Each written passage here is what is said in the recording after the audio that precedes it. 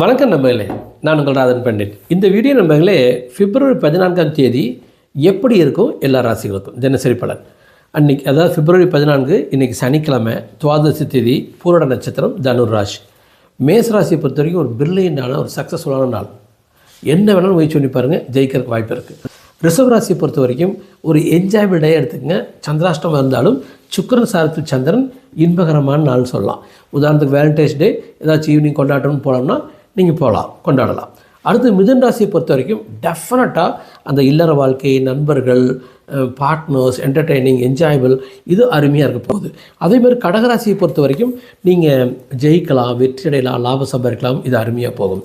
சிம்மராசியை பொறுத்த வரைக்கும் இது ஒரு வெற்றிகரமான நாள், தொட்டதெல்லாம் தொடங்கும், குழந்தைகளோட நல்லா இருக்குது. ஈவன் கன்னிராசி தேய்பிரை சந்திரன் 4ஆம் வீட்டில் குருச்சந்திர யோகம், சக்ஸஸ்ஃபுல் ஹாப்பியஸ்ட் டே.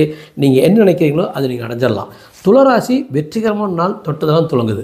விருச்சிக ராசியை பொறுத்த வரைக்கும் நண்பர்களே செல்வம், செல்வாக்கு, அந்தஸ்து, மரியாதை, பேச்சுவார்த்தை மிக அருமையாக இருக்குது.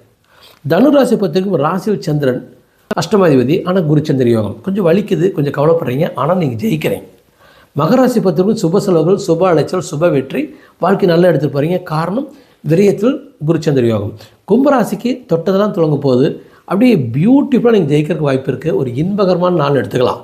இதே நீங்கள் மீனராசிக்குள்ள போனீங்கன்னாங்க தொழில் லாபம், தொழில் வெற்றி, லவ்லியான ஒரு ஆண்டவன் ஆசீர்வாதத்துக்குரிய ஒரு நாள். நண்பர்களே, இந்த வாழ்க்கை ரொம்ப ரொம்ப எளிது நண்பர்களே. தத்துவத்துக்கு வர்றேன், நீங்கள் எப்படி இருக்கிறீங்களோ அது உங்கள் வாழ்க்கையில் போய் அப்படியே ஆழ்மனதில் உட்காந்து அப்படியே ஜெயிக்க வச்சிடும். நிம்மதியாக வாழ பழகுங்க, சந்தோஷமாக இருக்க பழகுங்க. உங்கள் மனைவி, குழந்தைகிட்ட சொல்லுங்கள், சாயங்காலம் 6 மணிக்கு பிறகு நம்ம இன்பகரமாக மட்டுமே இருக்க போகிறோம். இன்பமாக மட்டுமே இருந்துட்டிங்கன்னா சாயங்காலம் 6 மணிக்கு தொடர்ந்து ஒரு 3 நாள் இருந்துட்டால் கூட போதுங்க.